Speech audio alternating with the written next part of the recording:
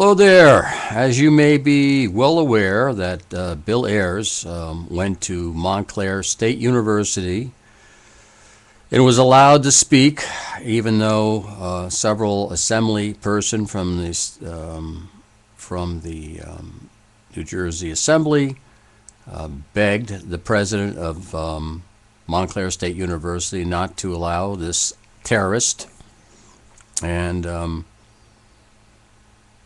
to speak there. Now, you may say, well, he paid his dues, and that might be fine, but, you know, they have a Megan's Law so that any perverts who have a history of taking advantage of young children are required to register, even though they served their time. And a terrorist is essentially a terrorist, and they never change. They only look for an opportunity to get back at society in one way or another. Even though Mr. Obama, Chairman Obama, seems to think that Mr. Ayers was a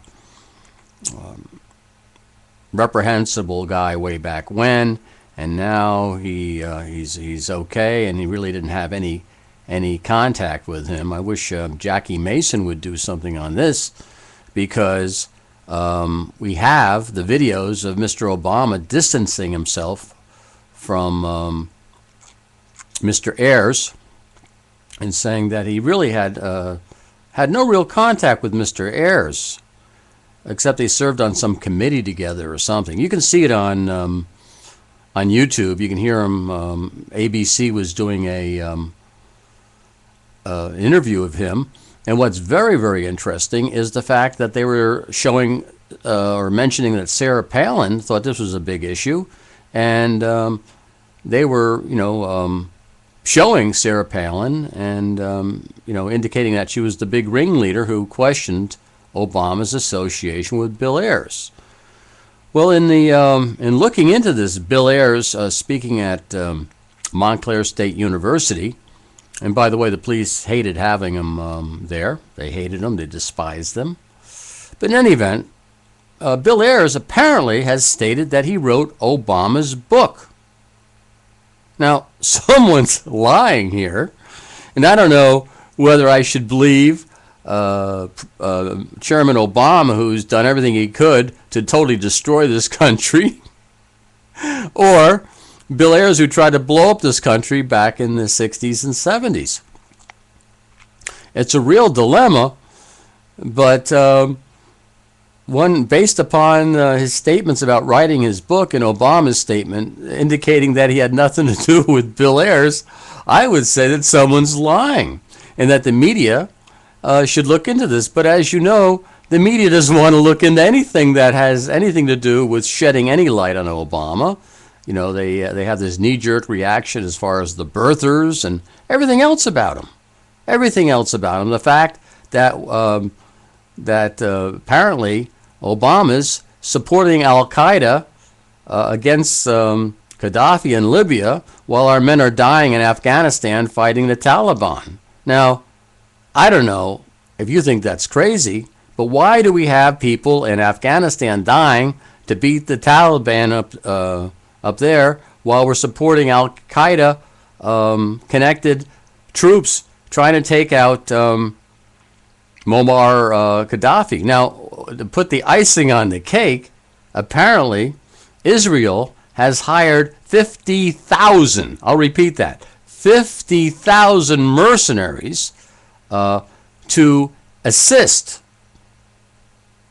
Gaddhafi to repel these Al-QAEDA-driven fanatics who our news media is painting as these Boy Scouts just trying to yearn to be free, and Obama is bombing everybody who the troops of Gaddhafi, but not bombing the troops of the Al-QAEDA.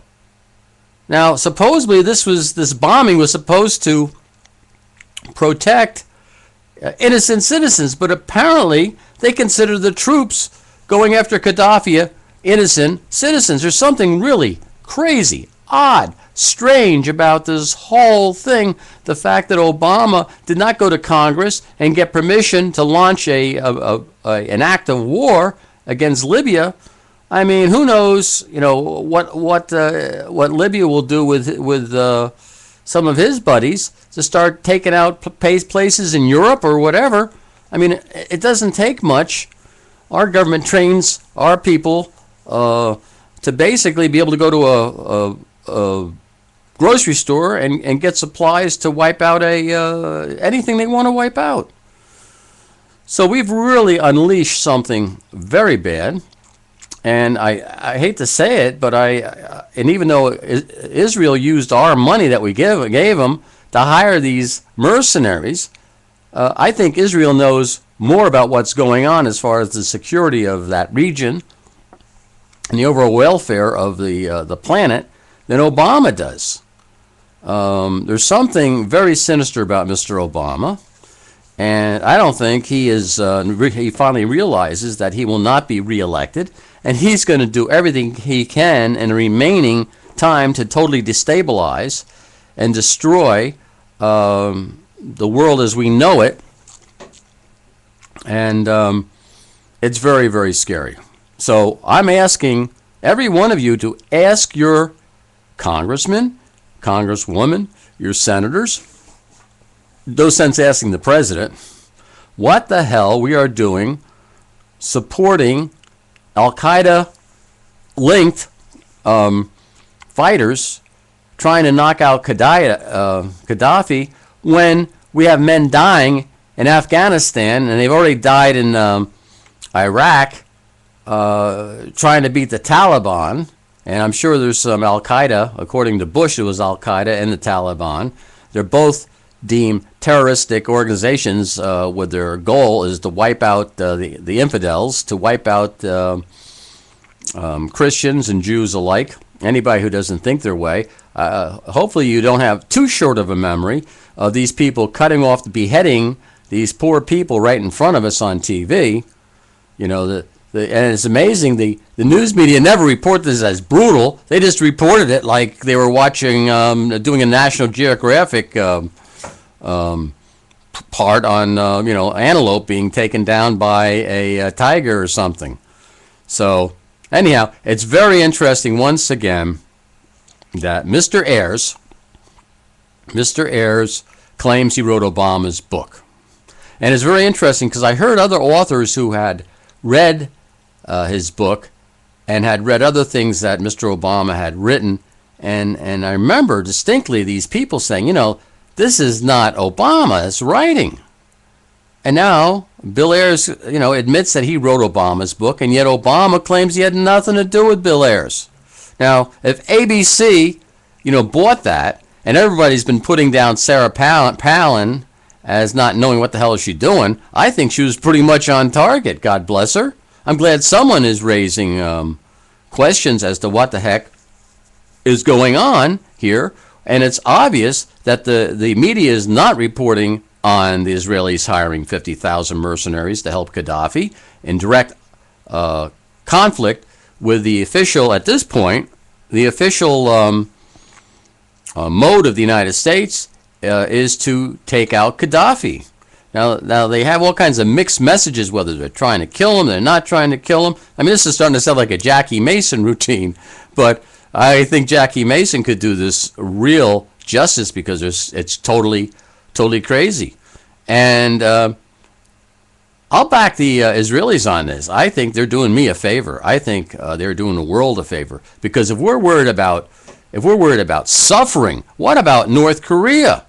North Korea is sending supplies or something, or money, to Japan for their tsunami and earthquake, and their own people are starving to death, freezing to death, right there. And we have these this organization called what is it, Mystic Corps or something, or yeah, I think it's Mystic Corps or something. I did a YouTube on it just the other day, and they're bringing in seedlings and stuff and trying to help these people so they don't have to die. The kids don't have to die from just munching on grass and leaves and stuff.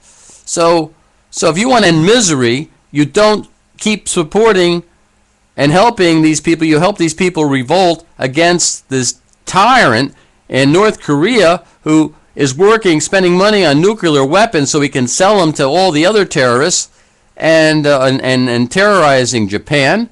You do that. You don't go after Muammar Gaddafi, who basically has been inactive for years. We already killed some of his kids. He's already paid retribution to a certain extent. And when we went into Iraq, he's turned over all his nuclear material that they were working on. They said, "Oh, we give up. No mas, no mas, no mas." Remember Roberto Durand?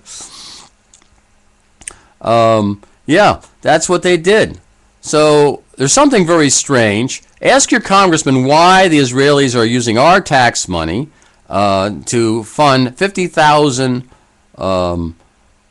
mercenaries to go against the pro-Obama Al-QAEDA forces. Ask them. Just ask them what the hell is going on here. And personally, I think we should either cut all aid to Israel or impeach Obama. Now, if we're not willing to impeach Obama for going into a active war mode without any vote from Congress, I say we impeach Obama and keep the aid to Israel, because I think they know more about survival than Obama does, at least for this country. I think that there's I've questioned some of the things that Israel does, but they're the size of New Jersey, and I hate to break it to you, if you like Israel or not, they're there. They're going to try to exist, and every country has a right to exist, and that includes Libya until the people vote them out. I mean, based upon Obama's logic, Mexico could start doing no-fly zones over the southern part of Arizona, New Mexico, California, and the southwest areas of Texas, and said all they're doing is trying to help the poor people exist, and instead of being intimidated by U.S. border guards. That's why they're doing this. I mean, and it's not an act of war. It's just something a humanitarian thing that they're doing. Now, if more far-fetched would be, Canada coming down. And by the way, I've already asked the Prime Minister up there to help the the good people of Wisconsin, to put a no-fly zone over that, so that the oppressive governor of there cannot harass the poor union workers from the liberty of their rights, collective bargaining rights. And unfortunately, the Prime Minister's aide basically said that they really, appreciate my concerns and all that. Even though I told them that, Obama is busy liberating Libya, they just said unfortunately it was kind of out of their jurisdiction. They really couldn't get involved at this time. But who knows? Maybe Canada will try to come to the aid of the people in Wisconsin fighting for the rights. I mean, according to Obama, the governor of Wisconsin is worse than Saddam Hussein and who is it? Saddam Hussein and Gaddhafi. In fact, it was Obama who said that Bush couldn't invade Iran. It'd be against the law. It'd be unconstitutional. So did Joe Biden. Go on YouTube. See what they said. And now they're saying it's not the case.